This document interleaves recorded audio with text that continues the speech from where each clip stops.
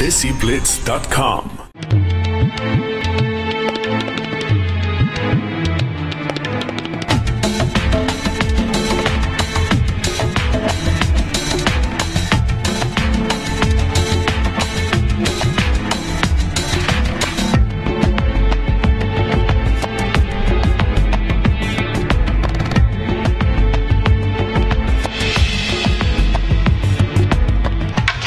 About the play?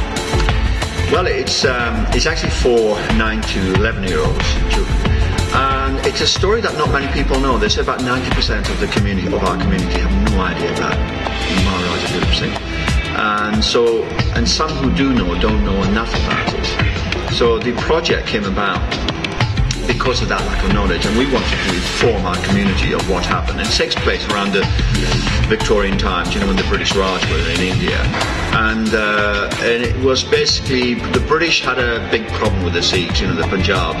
There was a lot of Anglo-Sikh wars, and that was kind of the last state to conquer. And so they tried to find many different ways. And before that was Maharajah Ranjit Singh. So it's his son Duleep Singh's his story, and he was the last Maharaja there. So it's basically about the Maharaja and the Kohinoor. The Kohinoor, the diamond that actually is in the jewel, in the crown, as it were. And what we looked at is there's a character that we were exploring earlier on, was the character of the diamond, and then Maharaja's story.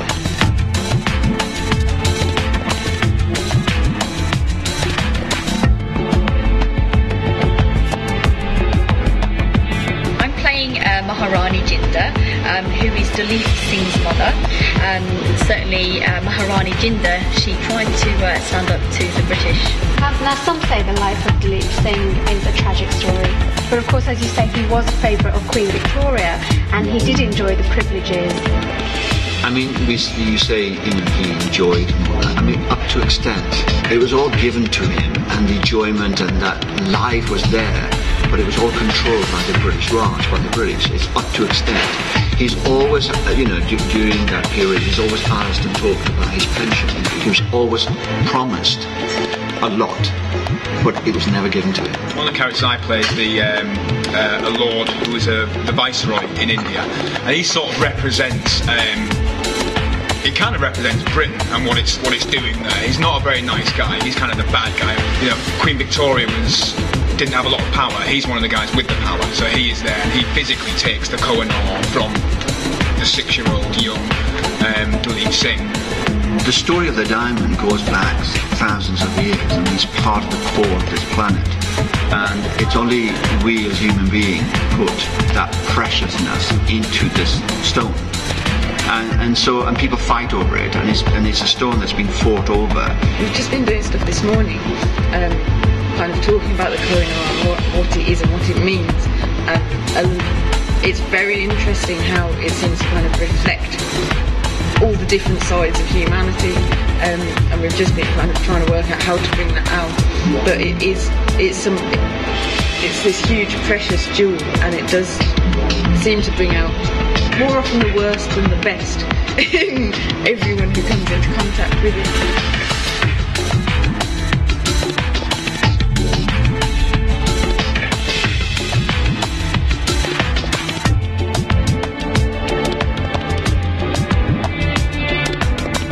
Yeah, I'm playing about several characters again, but I'm playing the Maharaja at a later age, so when he's about between 20 and 30, and this is after he's been in England for quite a while. He feels he's been accepted, but then he goes back to India to rescue his mother from exile, and it's at that moment when he gets back with his mother that we feel that he really started changing, because he started remembering actually what happened to him and what was rightfully his, which was the Punjab and the Khalsa army and the Kohinoor. And he starts getting very bitter about it and about his situation. So it's very interesting to see his journey from this young, innocent boy. What have been the key challenges in actually bringing this story to life for you, or bringing it to the stage in particular? Yes, I mean, I think it's looking at the audience, and I think it's important to make it simplified, and it's storytelling. It's told as a story as opposed to a play. And in that story, is to physicalize it in such a way and simplify it so that actually the core of the story, the core of the message, or what the play is about, is actually brought to that audience. People are like, oh, it was all the British, it's their fault. But it wasn't, because Duleep Singh's people, his own people, turned their backs on him, and his own family turned their backs on him. So if there wasn't so much infighting, they all wanted the Kohinoor for themselves. The British wanted the Kohinoor for themselves. It's this little boy in the middle. Basically, I feel that there is a conspiracy, but that there is. It's not necessary for us to divide communities as a result of it. I think this is a chance to set the story straight, really.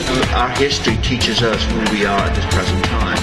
So the fact that we're looking at an incident that happened then is reflected to where we are now, and it's reflected to the identities and and even to a level of the children's level of what goes on in the playground and the classes and what the things they talk about identity, but who you are, and what there's a lot of that, and it's for anybody. I think it's a really interesting story for everyone.